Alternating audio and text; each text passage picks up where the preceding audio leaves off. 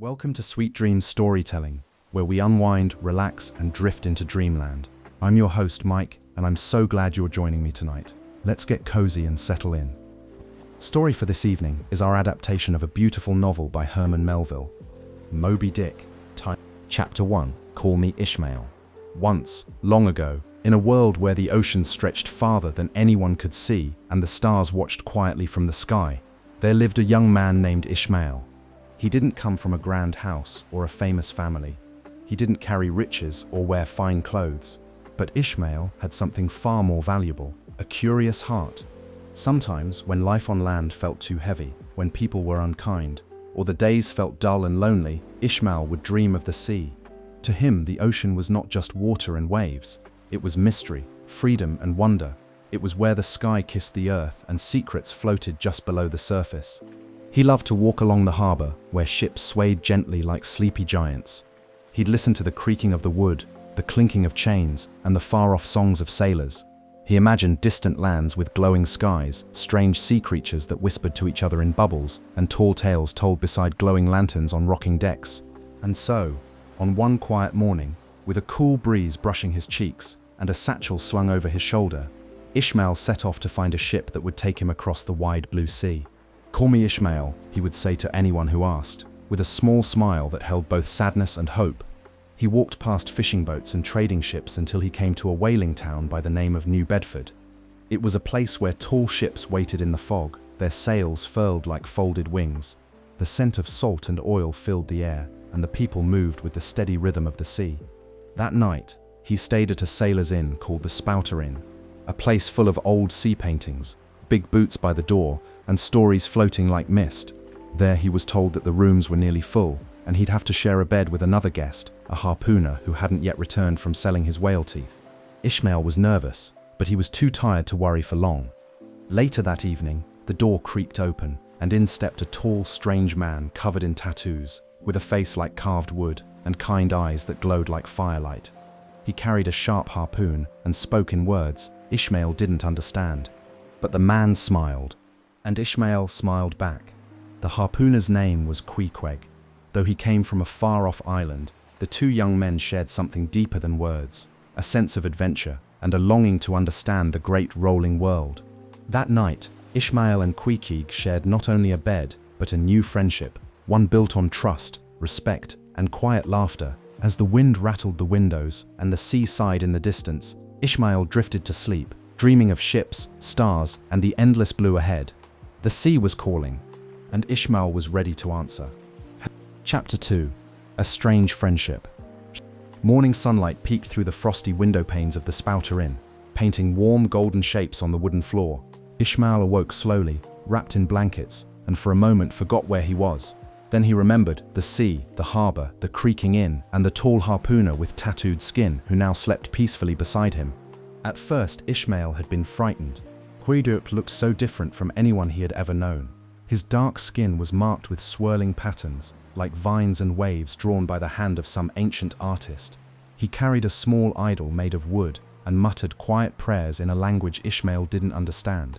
But fear faded as Ishmael watched Queequeg sleep with one arm gently cradling his harpoon, his chest rising and falling in calm, steady breaths. And when Queequeg awoke, there was no anger in his eyes. He simply blinked, stretched like a cat in the sun, and offered Ishmael a piece of hard bread and a kind, toothy smile. Though they spoke few common words, something passed between them, a quiet understanding. Queequeg made no judgments, and neither did Ishmael. They laughed at each other's strange habits, showed each other how they tied knots or sharpened tools, and pointed at things to teach new words. Ishmael learned that Queequeg came from an island far across the seas, where coconuts fell like rain and whales were honored like kings. As the day grew brighter, the two walked through the bustling town together.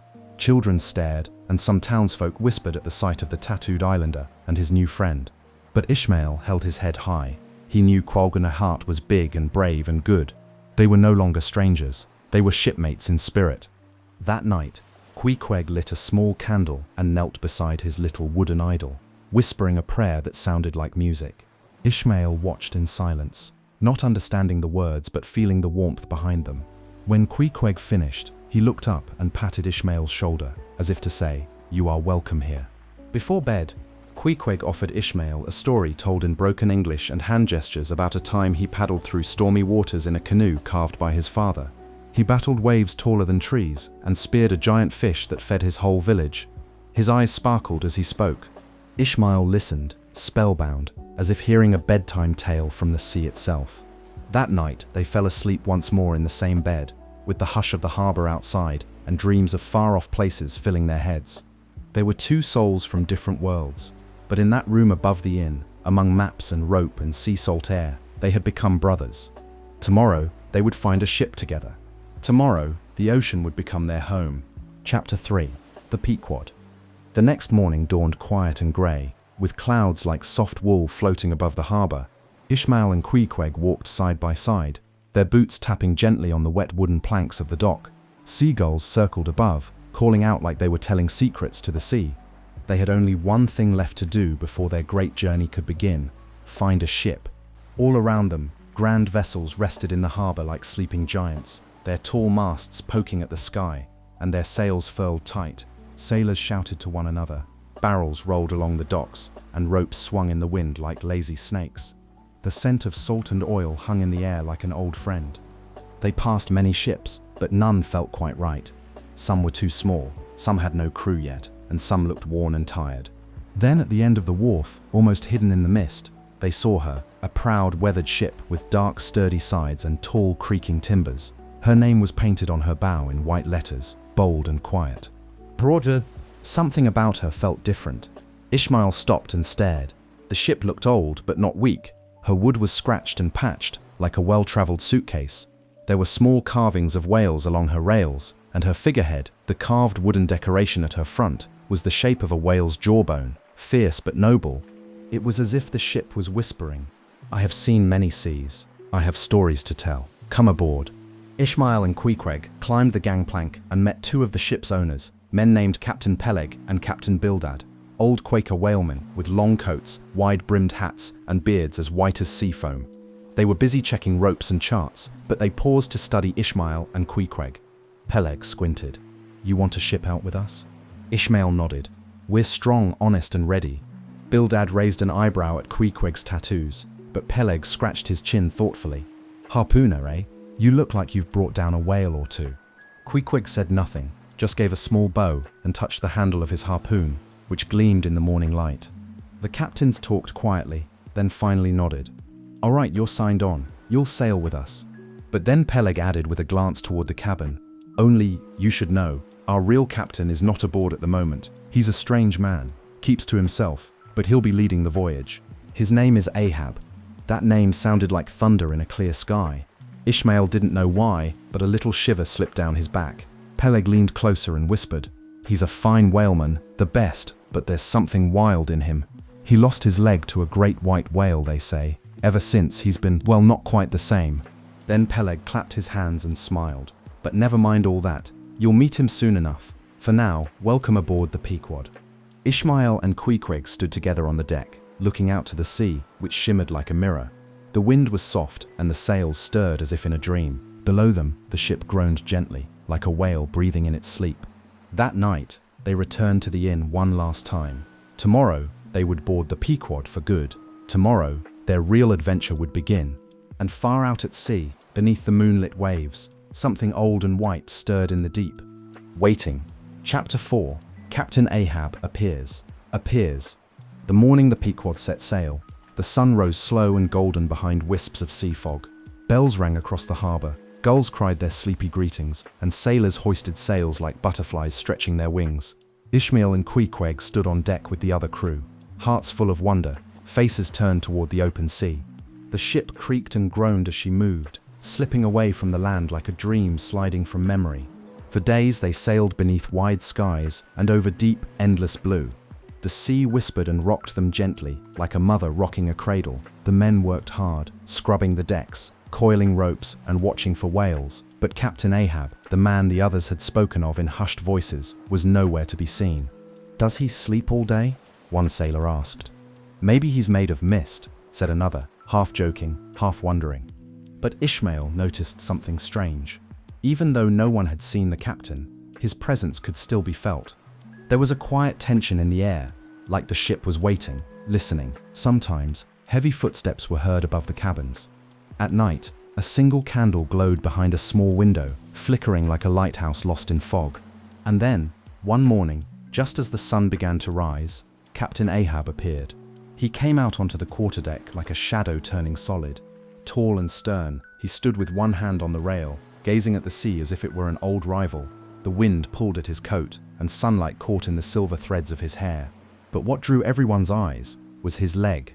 Where his right leg should have been, there was a long, pale piece of polished whalebone. It clicked and tapped against the deck with every step he took, a bone from the very creature that had taken his limb. He said nothing at first. He simply stood, quiet as a storm before the rain, eyes sharp, as if he could see straight through the waves and into the heart of the deep. The men watched from a distance. Some lowered their eyes, others stared in awe. Then Ahab spoke. His voice was deep and rough, like rocks shifting beneath the sea. "All ye whalemen," he said, "look ye sharp for the white whale, Moby Dick." The name rolled across the deck like thunder. "I'll chase him round the Horn, and round the Norway Maelstrom, and round Perdition's flames before I give him up. That whale took my leg, and I'll have my vengeance." Silence fell. The crew glanced at one another. Some looked excited, others uneasy. Ahab's face was lit not with anger, but with something deeper, a fire that burned behind his eyes, old and unending. He turned and limped away, the whalebone leg clicking softly, the door to his cabin closing behind him like the seal of a tomb. From that day on, Captain Ahab remained on deck more often, watching the horizon like a man searching for something only he could see. He spoke little, but when he did, every word seemed to echo through the wind. And though the crew returned to their work, scrubbing, climbing, singing soft sea shanties, something had changed. They were no longer just hunting whales for oil and bone. They were part of a greater chase.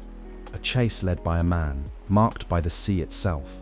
And somewhere far below, in the cold deep, the white whale swam, unknowingly pulling a thread of fate tight across the wide blue world. Chapter 5. The White Whale. Ever since Captain Ahab had spoken the name Moby Dick, it lingered on the ship like a fog that wouldn't lift. The crew whispered about it when they thought no one was listening. "Did you hear how big he is?" one sailor murmured. "They say his back is as white as snow and as wide as a meadow," another replied. "Some say he's not even a whale at all," said a third, his eyes wide. "He's a ghost or a god." Ishmael listened, thoughtful and quiet. He had never heard of a creature so feared and so revered, one that inspired both dread and wonder. It was as if Moby Dick was not just a whale, but a story made real, a tale told by sailors for generations, growing with each retelling.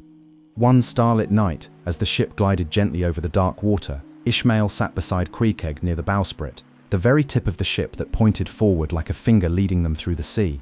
"Do you believe in Moby Dick?" Ishmael asked softly. Queequeg puffed on his pipe and gazed at the moon's shimmering path across the water. Then he nodded once, slowly. "He real," Queequeg said. "Big, old, angry." He tapped his heart. "But whale not evil, just wild." Ishmael watched the moonlight ripple on the waves. He imagined a giant white whale moving silently beneath them, vast and ancient, its great tail stirring the deep in ways no human could see or understand. The more Ishmael learned, the more he realized Moby Dick was not just a beast with flesh and bone. He was an idea, a mystery, a force of nature. Some said he was immortal, others said he was cursed, and some even believed he was the ocean's guardian, punishing those who hunted too greedily. To Captain Ahab, though, Moby Dick was something else entirely. Ahab saw the whale not as nature's wonder, but as his enemy, the creature that had taken his leg, his peace, and perhaps even part of his soul. Each day, Ahab walked the deck, staring out toward the horizon. He seldom spoke, but when he did, his words were full of fury and fire. "He's down there," Ahab once growled. "Somewhere in the deeps, and I'll find him. I'll strike through the very heart of him." But the sea, ancient and secretive, gave no answers. And the whale, if he listened, said nothing at all. So the Pequod sailed on, through warm breezes and icy fog, under skies that changed from bright blue to storm grey. The crew watched the waters cast their lines and waited. Some hoped to see the white whale and bring back glory. Others hoped never to see him at all. But Ishmael, gentle, wondering Ishmael, simply wanted to understand. What was it that made a creature so grand and terrible? Was it his size, his strength, or the way people saw him as a monster or a mirror? These were questions the sea did not answer. Not yet. And so, beneath the stars and sails, Ishmael dreamed of a pale giant swimming far below the keel, glowing faintly in the dark, too big to rise, too quiet to chase, a living riddle waiting to be solved. Chapter 6. Days at Sea. Days at Sea. Once the Pequod left land behind, the days began to flow like waves, calm, steady, and full of quiet wonder. Each morning, the sun rose like a golden lantern, stretching its light across the endless sea. The ship creaked gently beneath the crew's feet as they awoke with the wind and began their work. There was always something to do aboard a whaling ship. Sailors scrubbed the deck until it gleamed with seawater. They climbed the tall masts like nimble spiders, tying ropes and checking sails. Others cleaned the tools of the trade, harpoons, barrels, and long lines of rope coiled like sleepy snakes. Even the ship itself seemed alive, its wood humming softly in the wind, its sails breathing in the breeze. Ishmael worked hard and learned quickly. He hauled lines, cleaned lanterns, and even climbed the rigging to stand in the lookout post, high above the world. From there he could see nothing but blue in every direction, and sometimes he felt as though he were floating in the sky itself. Queequeg was even more skilled. He handled his harpoon with grace and strength, as if it were part of his own arm. Though he didn't speak much, his quiet smile and steady presence made everyone feel a little braver. The crew came from all over the world, men of many colors, languages, and stories. Some had chased whales for decades. Others were new, like Ishmael. But on the sea, it didn't matter where you came from. Everyone had a job. Everyone had a place. Even the animals aboard were part of the family. There was a lazy orange cat who slept in coils of rope, a goat that provided milk, and a curious bird that perched near the cook's window, pecking crumbs. At night, the ship rocked gently as stars filled the sky. So many stars that they seemed to spill into the sea. The crew gathered to tell stories, sing old songs, or simply lie back and listen to the waves slap softly against the hull. And always, Captain Ahab paced the deck, silent and watchful, like a shadow waiting for the moon. Even in the quiet, the thought of Moby Dick hung over the ship like a distant cloud. But for now, there were no signs of the white whale. Only dolphins danced beside the bow, and flying fish leapt through the spray like silver sparks. Ishmael began to feel something new stirring in his heart. A deep, calm love for the sea. It was wild and wide, full of mystery, and sometimes frightening, but it held him like a lullaby. Sometimes, when he lay in his hammock at night, he imagined the ocean as a living thing, breathing slowly beneath him.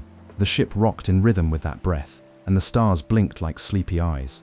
Yes, there was danger ahead. There would be storms, and whales, and hard days. But for now, there was peace. And the sea, endless and ancient, whispered softly to the ship as it sailed on, guiding it ever forward, ever deeper into the heart of its story. Chapter 7. Starbuck's Worry. As the Pequod sailed farther from the land and deeper into the blue unknown, the sun burned warmer by day and the stars sparkled brighter by night. The crew worked in rhythm, and though the days were hard, there was laughter too, songs, small jokes, and shared meals under the sky. But not everyone felt easy in their heart. Starbuck, the ship's first mate, was a quiet man with thoughtful eyes and a steady soul. He didn't shout like some officers or show off like others. Instead, he led with calm wisdom, like a lighthouse guiding ships through fog. Starbuck believed in duty, in honesty, and in the ways of the sea. He prayed softly each morning, not with grand speeches, but with quiet hope. He loved his family back on land and carried their letters in a dry pouch close to his chest. He had hunted whales before, many times. But this voyage felt different. Each day, Starbuck watched Captain Ahab pace the deck like a restless lion.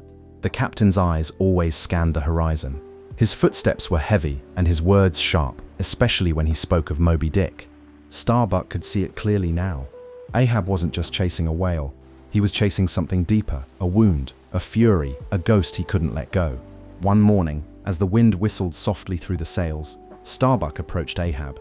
"Captain," he said gently, "we are far from home. These men trust you to bring them back safely. They came to hunt whales, not chase revenge."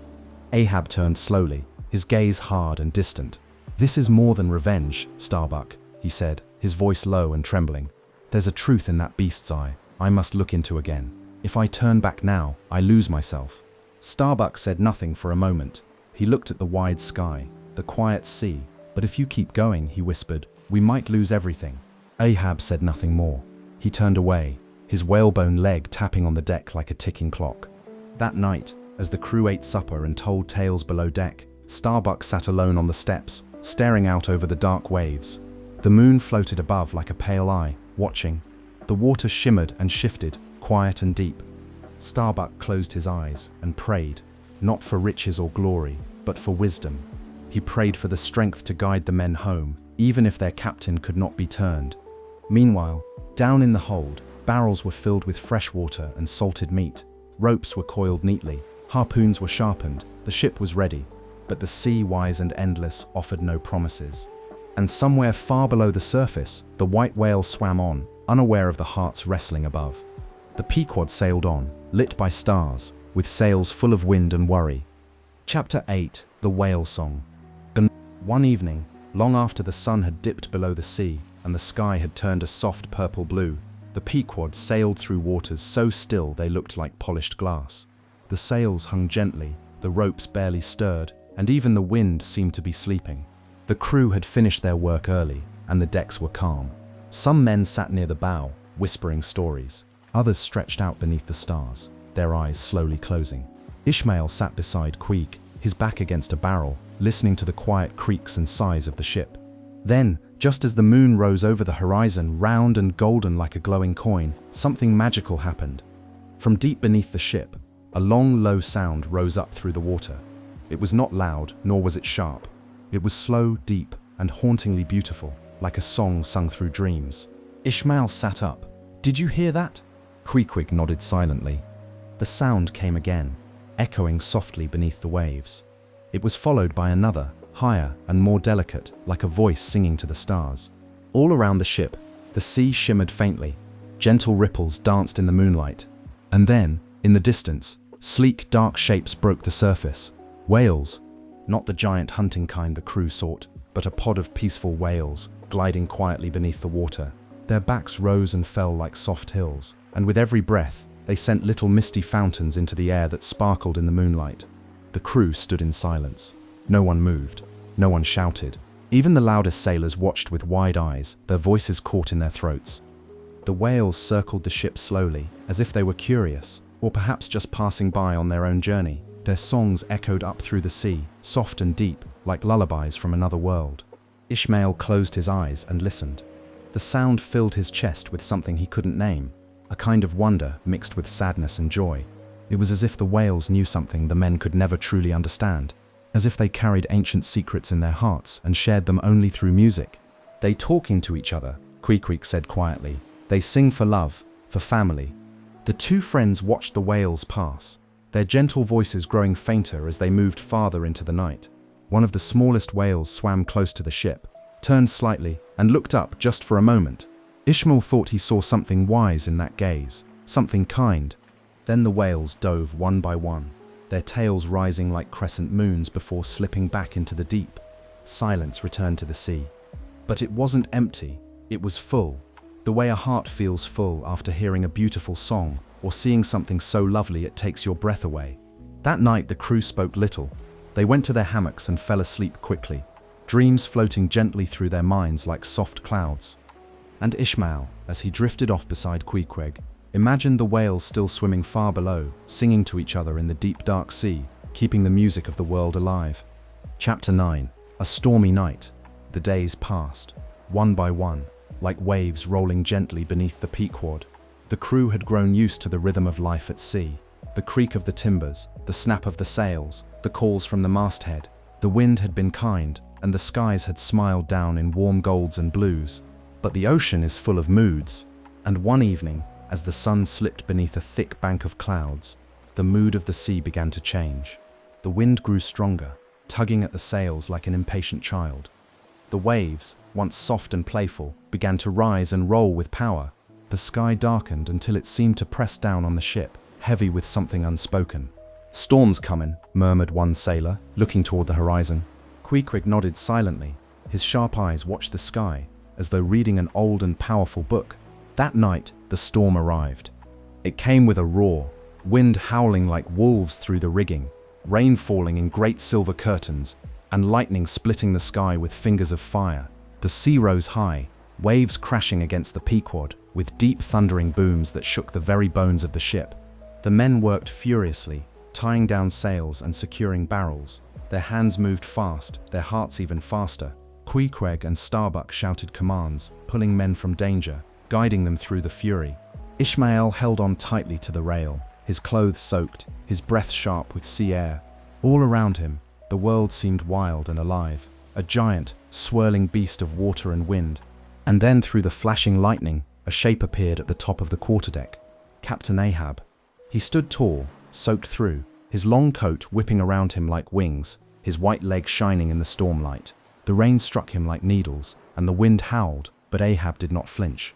Instead, he raised his arms toward the sky, and with a voice louder than thunder, he shouted, "Strike me if you dare, O sea, I am not afraid." The crew froze, staring in awe. There he stood, a man scarred by the ocean, shouting at the storm like an old king, daring the gods to answer.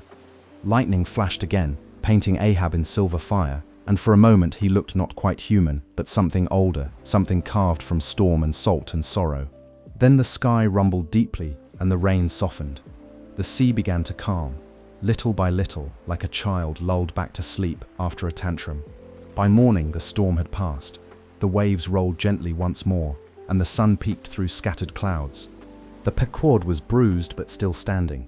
The crew moved slowly, mending lines, drying sails, whispering of the night before. But none could forget the image of their captain standing tall in the lightning, as if he had made a pact with the storm itself. And Ishmael, watching the calm sea glitter under the returning sun, wondered more than ever what drove Ahab, what fire burned inside him that made him challenge the sky. The sea had answered with silence, and the chase continued. Chapter 10. Whales of the World. After the storm had passed and the ship was set back in order, the Pequod sailed on under skies of soft blue and golden light. The air was warm, and the sea stretched wide and calm, like a giant mirror gently breathing beneath the sun. For a few days, the crew had no whales to chase, no barrels to fill, and no harpoons to sharpen. So Ishmael found time to do what he loved best: learn. He spent his afternoons sitting near the bow, or in the shadow of a barrel, asking questions and listening to the stories of the old sailors. And what he wanted to know most of all was this: what are whales really like? The men smiled and shook their heads. "Big," said one. "Strange," said another. "Smarter than we think," added a third. But Ishmael wanted more than just tales of hunting and size. He wanted to understand whales, their hearts, their habits, their place in the world. So he began to watch. Each time the crew spotted whales in the distance, not Moby Dick, but other kinds, he studied them closely. Sometimes it was a pod of sperm whales, long and blocky-headed, spouting clouds into the air. Sometimes right whales or finbacks, sleek and fast. Once he saw a mother whale swimming slowly beside her calf, the little one rolling and splashing as if it were playing. "See that?" Queequeg said, pointing with a nod. "She teaching it how to swim, how to dive, how to live." Ishmael watched in wonder. The two whales moved in perfect rhythm, like dancers in a silent ballet. The water sparkled around them. No harpoons were thrown that day. The crew simply watched. As the days passed, Ishmael learned that whales were more than creatures of size and strength. They were peaceful giants, ancient and gentle, living in deep blue worlds that people could only begin to imagine. He learned how they sang through the sea to one another, sometimes across miles. He learned that some whales lived with their families, their whole lives, never leaving their pods. He heard stories of whales that rescued sailors, or that mourned their young. "They are kings and queens of the ocean," one sailor told him. "Not beasts, not monsters, just different." At night, Ishmael dreamed of swimming beside them, huge and slow, gliding through glowing water, their songs echoing like lullabies made of time itself. And sometimes, when he looked into the sea and saw nothing but blue and sky, he imagined them down below, swimming in vast, silent kingdoms. It made him wonder even more about Moby Dick. Was he truly a monster, or just another whale, older and wiser, doing what whales do, defending himself, surviving, roaming free? Ahab called him evil, but Ishmael wasn't sure. What he did know was this: the sea was full of life and mystery, and the more he learned, the more he loved the whales. Not just for their size, but for their grace, their quiet strength, and their place in the heart of the ocean. Chapter 11. Signs and Omens. The Pequod had been at sea for many weeks now, and though the sun still rose and the waves still rolled, something in the air began to feel different. Not dangerous exactly, just strange, as though the sea was holding its breath. It began one quiet morning, when the lookout in the masthead called down, "There's a bird following us." At first, no one thought much of it. A small black seabird circled the ship, flapping its wings slowly, silently. It didn't cry or dive. It simply glided above the sails as though it were watching. It stayed all day, and then the next, always keeping just enough distance, as though it were floating on the wind of a dream. "Bad luck," muttered one sailor. "That's a ghost bird, that one." Another whispered, "Or maybe a soul from a drowned ship, watching us." Ishmael listened but didn't speak. He didn't believe in ghost birds, but even he felt the air shift around them. The ocean had grown oddly still. The waves moved in long, sleepy swells, and no whales were seen for days. One evening, the ship's compass spun strangely, its needle dancing instead of pointing north. Starbuck frowned. "That's no good," he said quietly. "Something's off." That night, the crew sat below deck, playing cards and telling tales. But their voices were softer. The laughter didn't come as easily. Even the ship seemed to creak more than usual, as if it were whispering secrets to the sea. Then came the dreams. Many of the men, even the bravest among them, began to speak of strange visions while they slept. One dreamed of a giant eye rising from the waves. Another dreamed of whales swimming in circles around the ship, singing in sad, low tones. Even Queequeg, who was never shaken, spoke of a shadow swimming beneath the Pequod, enormous and quiet, always following. Ishmael began to wonder, were these only dreams, or was the sea trying to speak to them in its own slow language? Captain Ahab said nothing of the signs. He only stood at the front of the ship, staring endlessly into the horizon. His eyes burned brighter each day, and his voice grew sharper. "Soon," he said one morning, not to anyone in particular. "He's close. I feel it." No one knew how Ahab could possibly know, but somehow they believed him. The strange bird still circled the sails. The sea still shimmered in quiet silver. The stars above shone down in silence, and all the while, far below, the deep kept its secrets. Chapter 12. A ship named Rachel. The morning was warm and still when the lookout in the masthead called down, "Sail ho!" All eyes turned to the horizon, where a pale shape slowly rose from the edge of the sea. It was another whaling ship, drawing closer under full sail. Her flag fluttered gently in the breeze, and her hull gleamed like a pearl in the sun. The name painted on her side was Rachel. As she neared, her crew waved and called out, and the Pequod answered with bell and horn. When the ships came close enough, a small boat was lowered, and soon a man climbed aboard the Pequod. He was tall, sunburnt, and his face, though strong, was marked with worry and sorrow. "I am the captain of the Rachel," he said, "and I beg you for help." The crew gathered around as he told his story. They had sighted a white whale just days before, a great beast like nothing they had ever seen. His back was scarred, his tail enormous, and his face almost human in its expression. "My men gave chase," the captain continued. "My own son, barely grown, went with them in a whaleboat, but the whale turned fierce. He struck, the sea boiled, and now they're missing, lost." His voice cracked like a sail in a strong wind. "Please, help me search for them. They may still be alive, floating, waiting." There was a long silence on the Pequod. The men looked to Captain Ahab, hoping, knowing that he would agree. But Ahab stood still. His face was tight, his jaw like stone. "Was it the white whale?" he asked. The Rachel's captain nodded. "Yes, the one they call Moby Dick." At that, something lit behind Ahab's eyes. A fire, a spark of fierce hunger. "I'm sorry," he said, his voice cold and distant. "We cannot stay. I must follow him, not look behind." The Rachel's captain stepped forward. "But my son, he's just a boy." Ahab did not move. "I know what I must do." And with that, he turned and walked away. The Rachel's captain stood in silence for a moment longer. Then he bowed his head and climbed back into his boat. No one spoke as the two ships drifted apart. The men of the Pequod watched the Rachel disappear into the haze, her sails vanishing like a dream. Some of them wept quietly. Others stared at the sea, their thoughts full of questions. Even Starbuck could barely find his voice. "A boy," he said softly, "left to the sea, and we go on." But no one could change Ahab's mind. And Ishmael, standing near the rail, felt a deep ache settle in his chest, not only for the lost boy, but for the captain who had once been a man and now seemed to be only a chase, a shadow, a storm tied to a name. The sea around them was quiet, but it did not feel kind. Chapter 13. The chase begins. It was just past dawn when the lookout in the masthead shouted those long-awaited words. "There she blows." The cry rang across the deck like a bell in a silent church. Every sailor froze. Tools were dropped, breakfast forgotten. Even the wind seemed to pause as if the sea itself were listening. "We're away," Captain Ahab called up sharply. 2 points off the port bow. "A white whale massive." "It's him, sir, Moby Dick." Ahab's eyes flared with fire. He turned his gaze toward the rising sun, and there was no mistaking it. Moby Dick had come. "Lower the boats," Ahab roared. The crew sprang into motion. The small whale boats were lowered into the sea, rocking gently beside the ship. Ahab himself climbed into one, his harpoon glinting like a sword. Ishmael followed Starbuck into another boat, heart pounding. Queequeg sat at the bow, harpoon in hand, his face calm but watchful. The chase had begun. The men rowed hard, muscles burning, pulling the boats across the choppy waves. Ahead of them, Moby Dick swam with mighty steady strokes, his massive tail rising and falling in rhythm, each splash like a drumbeat echoing across the sea.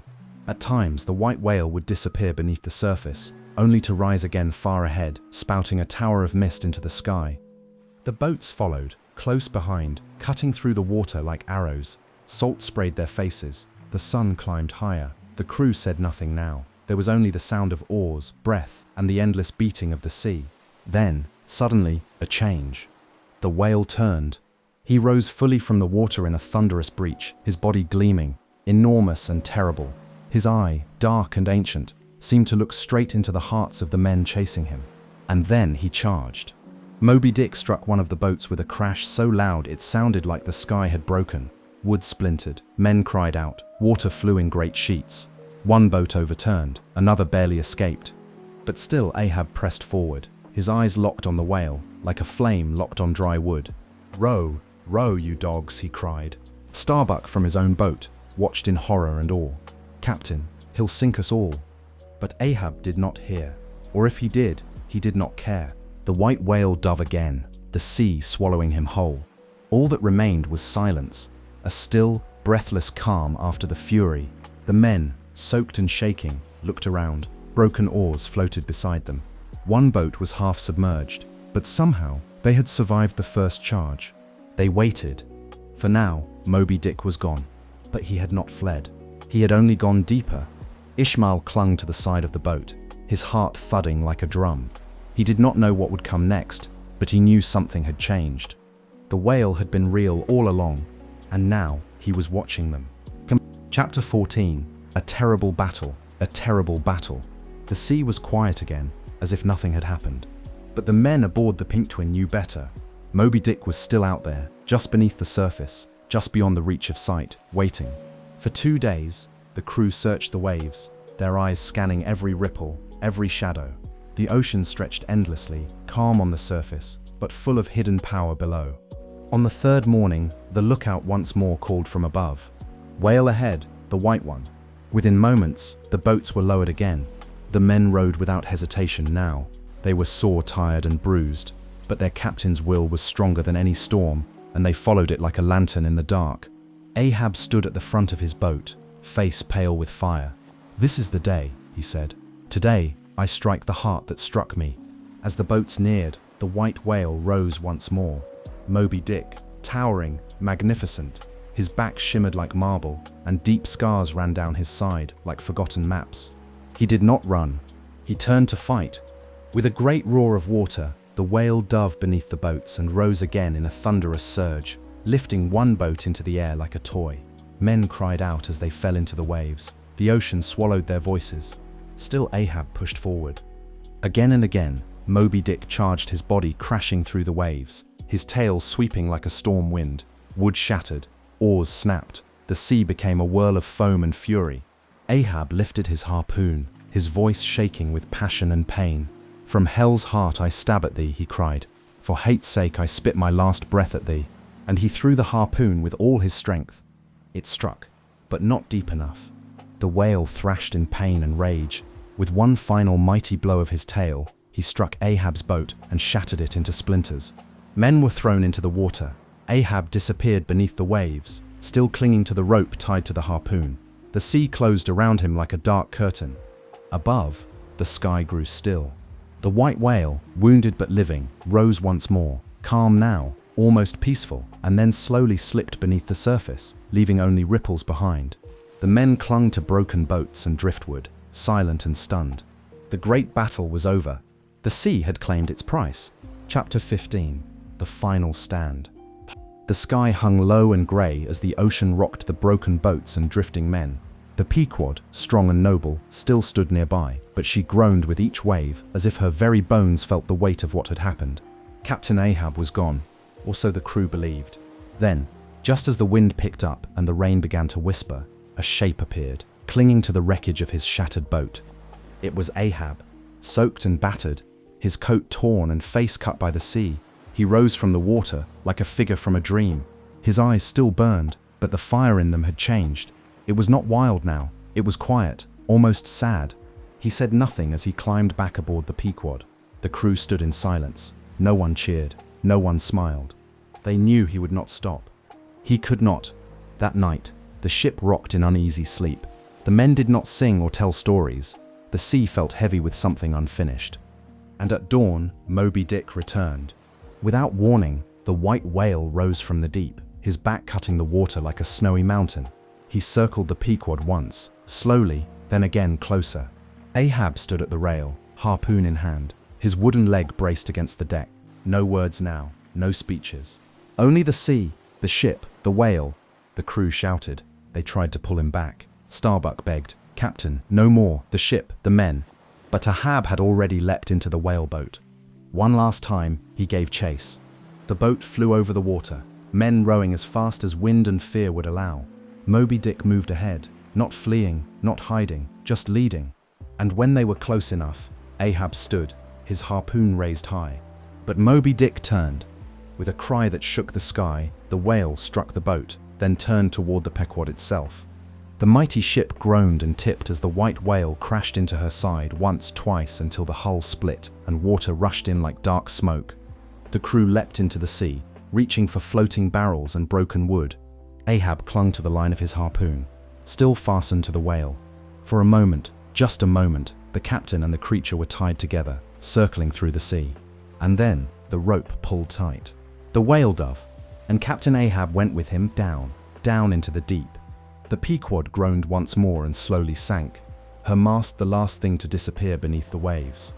The ocean at last grew still.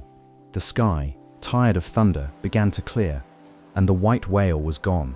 Chapter 16. The sea is silent. The great ship Pequod was gone. The ocean, which had once held the sound of songs and footsteps, of ropes tightening and sails flapping, now rolled on in silence. Only small pieces remained, broken planks, drifting barrels, and bits of sailcloth floating like fallen feathers. No more voices, no more orders, no more Ahab. The white whale, Moby Dick, had vanished beneath the waves. Not with a roar or a crash this time, but silently, slipping back into the deep where he had come from. He left no trace behind, only questions. Did he know what he had done? Did he feel victory or sorrow? Or was he simply a creature of the sea, doing what he had always done, surviving? The sun hung low in the sky, casting golden light across the waves. The sea no longer seemed angry.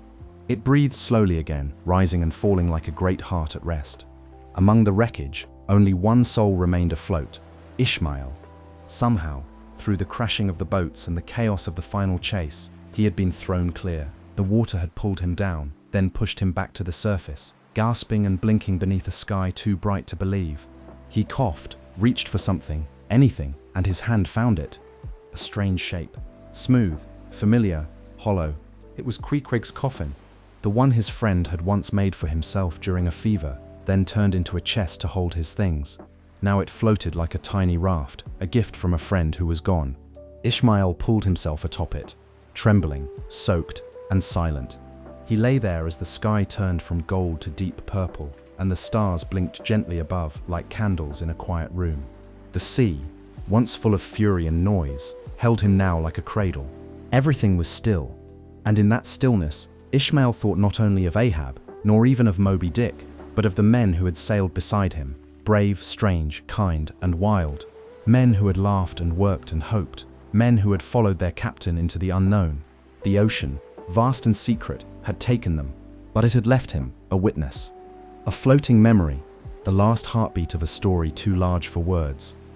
Chapter 17. The coffin floats. All through the night, Ishmael drifted. The stars turned slowly above him, wheeling across the sky like quiet guardians. The sea beneath was gentle now, soft waves lifting and lowering his little raft as if rocking him to sleep. He lay on Queequeg's coffin, the strange wooden box now his lifeboat. It creaked and shifted with the water, but it held him steady and sure, just as Queequeg himself had always been. Ishmael did not cry. Not yet. His eyes were too tired, and his heart too full. Instead, he listened to the hush of the waves, to the whisper of the wind, to the silence left behind by a vanished ship and the souls it had carried. He thought of Starbuck and Stubb, of the kind-hearted crew, of the songs they used to sing on warm evenings under the lanterns. He thought of Captain Ahab, proud and burning, a man swallowed by his own storm. And he thought most of all of Queequeg, his friend, his brother, the one who had shared his bed, his food, his stories, the one who had taught him how to be brave without speaking much at all. Now it was Queequeg's coffin, the very thing meant to hold death, that held Ishmael's life. The sun began to rise. A pale light spread across the water, turning the sea from dark velvet to soft silver. Ishmael blinked and sat up slowly. His body ached, but the world was still. He could breathe, he could float. There was no land in sight, only water, water. But he was alive. And sometimes that is enough. For a long time, Ishmael drifted in silence. Hours passed like clouds. Gulls flew overhead. A curious fish leapt beside him, as if to say, "You are still here. You are part of the sea now." He wrapped his arms around the coffin's edge and laid his head down. He did not know what would happen next. He did not know if rescue would come, but he knew this. He would remember. He would carry the story. Chapter 18. The Rescue. The ocean was wide and endless, and Ishmael drifted through it like a leaf on the wind. Day passed into night, then day again. He had no sail, no oars, and no direction, only the coffin beneath him, holding him above the deep and the soft rhythm of the sea to carry him forward. He didn't know where he was going, but he trusted the sea to take him somewhere. And then, on the second day, just as the sky began to glow with the golden blush of morning, Ishmael heard something new. A sound. Voices, faint at first, far away, then closer, stronger, clear. "Ahoy there! A man in the water!" He opened his eyes and turned his head. On the horizon, a ship was sailing, its sails full and white, its figurehead cutting through the waves like a guardian of the morning. It was the Rachel, the same ship they had passed days before, the ship whose captain had searched for his lost son. Now, it had found Ishmael. The crew quickly lowered a boat and rowed to him. Gentle hands lifted him from the floating coffin. Warm blankets wrapped around his shoulders. A cup of water touched his lips. He was too tired to speak, but he smiled. And in that moment, wrapped in warmth and kindness, Ishmael felt something he hadn't felt in a long time. Peace. The sailors on the Rachel had heard the storm.